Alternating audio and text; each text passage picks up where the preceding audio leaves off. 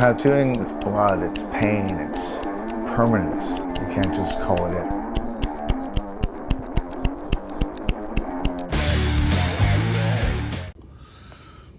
Hey guys, welcome back to the show. East to West podcast with Horisumi. So, this year, around this time of the year, marks my 30 years of professional tattooing. It's a bit of a big deal, bit of a milestone. I started tattooing non-professionally in probably 1985. So what's that? So it's 38 years ago I did my first tattoo. I think by hand, needle, thread, India ink, that shit. And then I made a little homemade machine probably a year later, tattooed myself and a few friends. And then I put that to bed because obviously that wasn't the way to go, being a fucking kitchen magician. But 1993, got my tattoo equipment, got a job at a shop, been tattooing professionally ever since. So, what have I learned in 30 years of tattooing, right? Learned a lot, what to do, what not to do. There's a lot of stuff I still don't know. And again, being a shop owner, there's the mix of running a business and being a tattooer.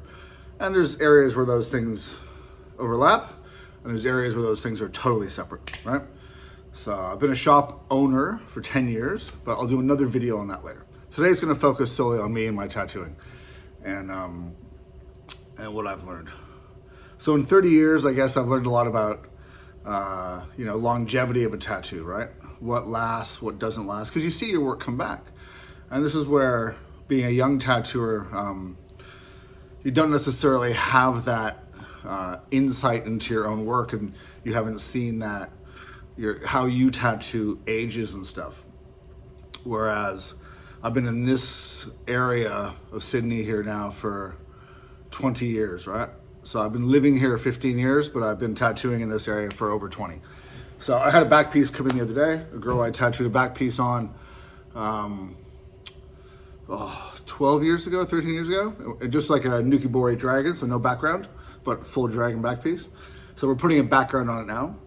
And seeing her tattoo after 12 years, 13 years, how it aged, beautifully. Colors were bright. She doesn't go in the sun, right? That's the big thing. The sun completely fucking destroys your tattoo.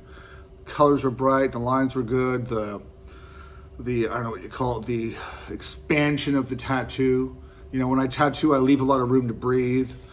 The gaps in the background between the lines and the shading, the gaps in the scales, I leave a lot of room to breathe, because as these tattoos settle in over decades, we're not talking a year or 2 years, we're talking lifetime purchase for the client, right? So you have to plan that these tattoos are gonna settle into the body over the decades that the client wears it. So it was nice to see how the tattoo had settled in and how it expanded and breathed a little bit and still looked great. There was still lots of definition in the negative space. And I guess that's the big thing, right? Is seeing work come back and seeing how it ages, and then using that new information to adjust how you tattoo now. So those tattoos you're doing now, when they come back in 10, 15 years, they'll be even better, because you're using that new information on how particular things, just like scales in dragons or scales in fish, how much does the color expand into that negative space? Things like this matter, right? So that's something I've learned in 30 years. I've learned a lot about how if you treat tattooing good, tattooing will treat you good. You can't treat tattooing like a whore.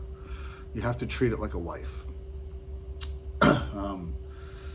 You can't just use her and abuse her and take what you can get, because you can only do that so long, right? You can only do that so long, and it'll come and bite you in the ass and kick you on the street, right?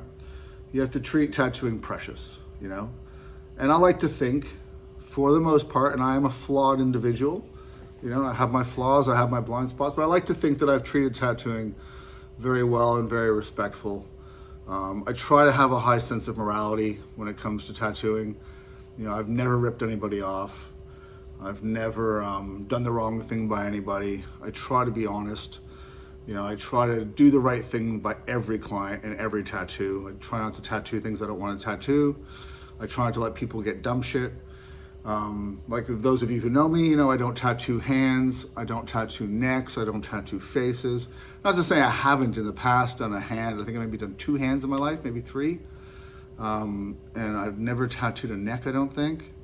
Never tattooed a face. You know, and for me, that morality, that tattoo morality is important to me. It's part of who I am, right?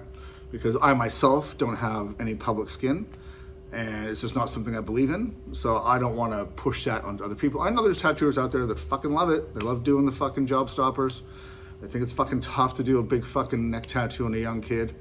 I'm so fucking against that. So I'm glad I still believe that. I've always believed that. So that's not something new. It didn't take me 30 years to learn that, but it's part of my ethos and part of what I believe in. I mean, with tattooing being so big now and so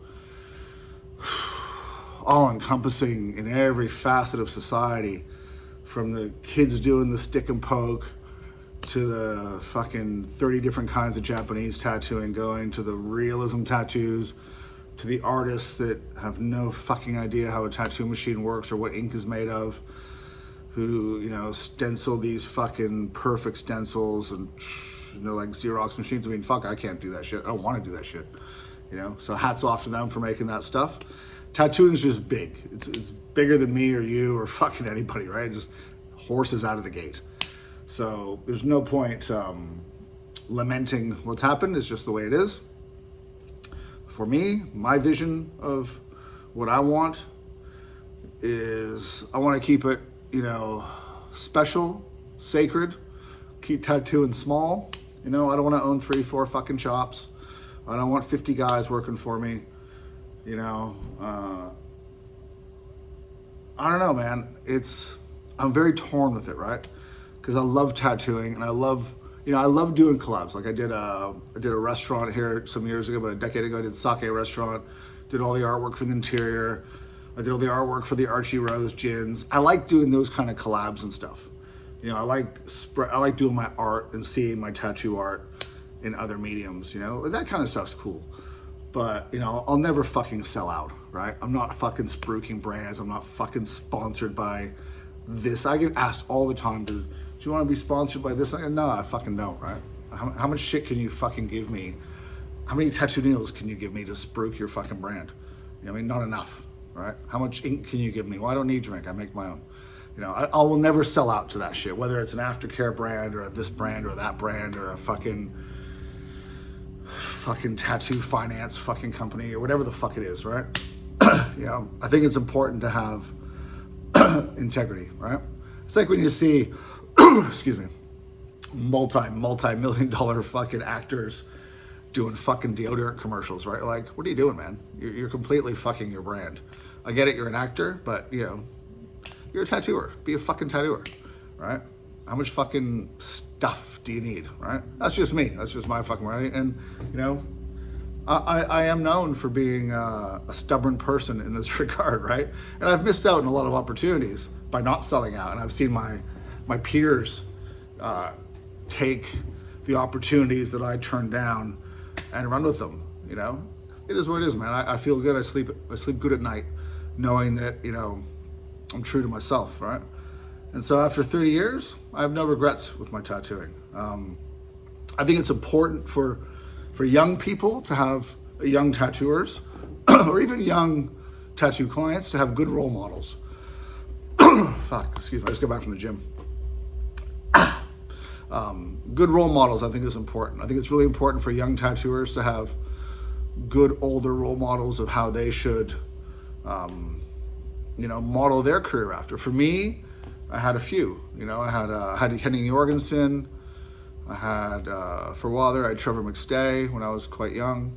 You know, these were family men, successful tattooers, good shops, didn't drink or do drugs, ran a tight ship. You know, all in all, good dudes, right? And this is what I wanted for me, right? Because there's lots of different kinds of fucking tattoo guys out there. You know what I mean? And these guys also did fantastic fucking work, right? So I fashioned myself after that, right? And I'm happy to, you know, I've got some young guys working here that I like to mentor with their careers. Whether they fucking listen and learn, we'll see. I've got my 2 apprentices and an intern right now that I'm helping and molding. And so that's how I try to give back to tattooing, right? I try to, if someone wants to go along with the program, I'm happy to teach and to give back, right? And the other thing with those old guys, right? Because I guess I'd be an old tattooer now. I'm going to be 52 this year, you know? So what happens to us, right? Do we burn out? Do we fade away? You know, when all the young people don't want to get tattooed by the old guys anymore. You know, I look at Horihide, Gifu Horihide. I talk about it all the time. He's in his 80s, you know, he doesn't tattoo anymore. Quite famous, prolific Japanese tattooer, you know, living legend, actually. And he paints, right? He paints, does big watercolor paintings of tattoo designs, and he sells them. Yeah, and that's how he's carried his career on, and it works well for him. He does well with that, you know? Some tattooers, you know, they just keep fucking tattooing and their work turns to shit. And they've taken this, you know, great legacy they've got, or this great body of work, and they just fucking drive it into the cliff, right off the cliff, right? So I think it's important as you get older, you know, to take stock and evaluate where you're at, how much passion you have left in you for what you do, you know. And in 30 years for me, you know, I do this all the time, right? Like, what am I fucking doing? You know, I got the farm, I got the shop, I got my career, got my kids, you know, all this stuff. And, you know, this is why I think for me, I need to turn things in, right? And instead of looking, you know, expand and shops and supply company and all those fucking conventions everywhere, I really have no fucking interest in that, right? I just want to focus on my tattooing, tighten my game up a little bit, draw more, paint more, maybe tattoo a little bit less, but put more emphasis on what I'm doing, you know? So, I mean, this podcast is a fucking podcast, but it's also like a visual diary for me, right? It's a little bit of therapy. It's a good way for me to get my thoughts out and get them down so then I can examine how I'm thinking and what I'm thinking and stuff. So fucking bear with me, right? So yeah, so 30 years. So I hope all you guys out there that are tattooing, you make it this far. Don't give up. There have been times, you know, I took a little break from tattooing at one point in time in a winter when things were fucking dire and there wasn't any clients, it was slow, and I did some computer programming for about 6 months. And then I came back to tattooing, and I'm obviously very glad I did, right? So don't despair. I'm glad I never gave up. And I look forward to another 20 years of tattooing. You know, I've got my dojo on the farm. I've got the shop here, and I still love it. You know, I still love it. I think I'm going to be a little more picky about what I do going forward, and a little more picky about the clients that I take, you know. I think I'm going to go more in the, you know, the old masters where they'd come and meet you and they'd kind of decide whether they're going to tattoo you or not. I think I need to do a little more of that and be a little more discerning. So we'll see how I implement that. But so that's it, guys. Just a little fucking chat today about my 30 years. And yeah, so thanks for watching. If you have any questions, comments, and I never say this, but if we're watching on YouTube, subscribe to my channel. Apparently it helps, right? I don't know. All right, guys. Thanks for watching. Have a great day, and I'll see you in the next week or two. See you later.